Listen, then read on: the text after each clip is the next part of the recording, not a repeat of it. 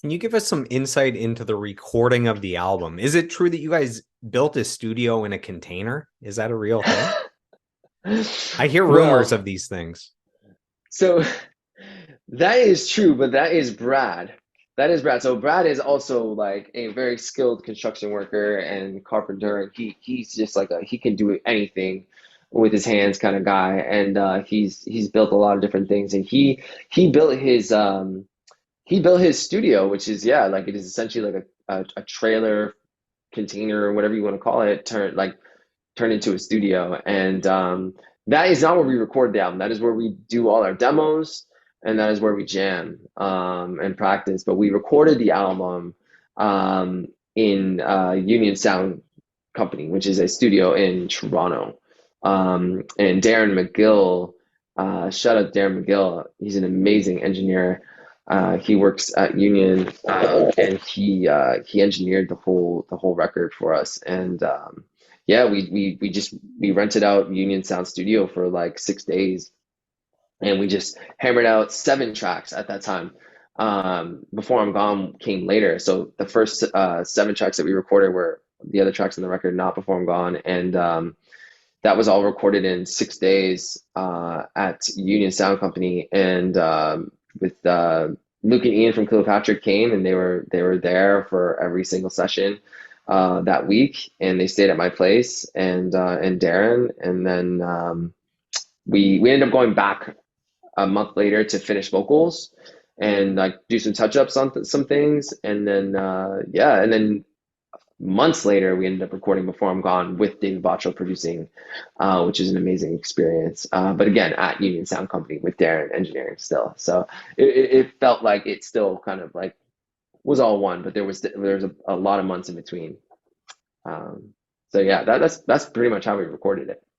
There was no post production. It was literally just like those days in the studio, and then David mixed it.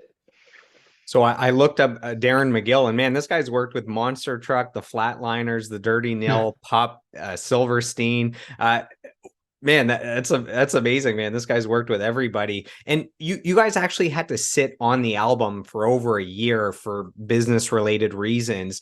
How hard was it to sit on an album that you were so proud of and couldn't wait for it to get released? And then how happy were you guys once the album finally came out in September?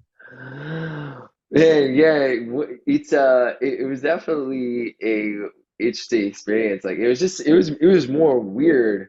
Just it's just so weird to be like we were just writing a new album because we were like, okay, like what else are we gonna do now? But like let's just like keep writing because that's what we love to do.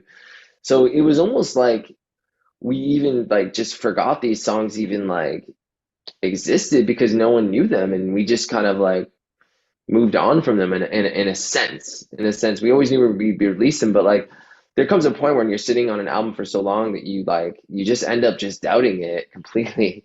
We knew it was great, but like there was always like I don't know when you don't release something, it's like you never really know what it's going to be. So it was tough. It was tough for sure. If we could do it again, I'm sure we just release it way earlier. But I think it somehow worked out. It worked out when we have released it. It's been kind of awesome to kind of have this new kind of rebirth with the songs, and like now we're playing them live, and it's like they feel new now, even though they're so old.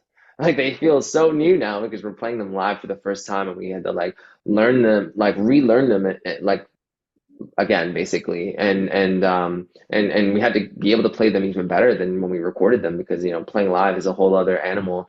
And so yeah, it's been awesome. It's been awesome to get them out and to hear that people have been connecting with the songs, especially because like these songs in this record in a lot of ways is like it's not a safe record. There's a lot of you know vulnerable, challenging, especially lyrically for me. So that was the hardest part is just like questioning, like because you get to this point where you've been kind of like separated from these songs for so long where I don't even remember what I was thinking when I wrote these songs. Like it was just so long ago. So it's really difficult for me. It was really difficult for me to kind of like stay kind of like confident that like um I guess they were going to connect or people would get kind of understand them, but I kept telling myself, and I've always told myself this, anytime I feel like, worried or insecure about the lyrics of the song, it's always the songs that end up connecting the most. And I've learned that, and so that's kind of like anytime now I'm like I need to feel that way, or else I don't think I got deep enough, or wrote something meaningful enough. So I'm that's that was the biggest challenge for sure.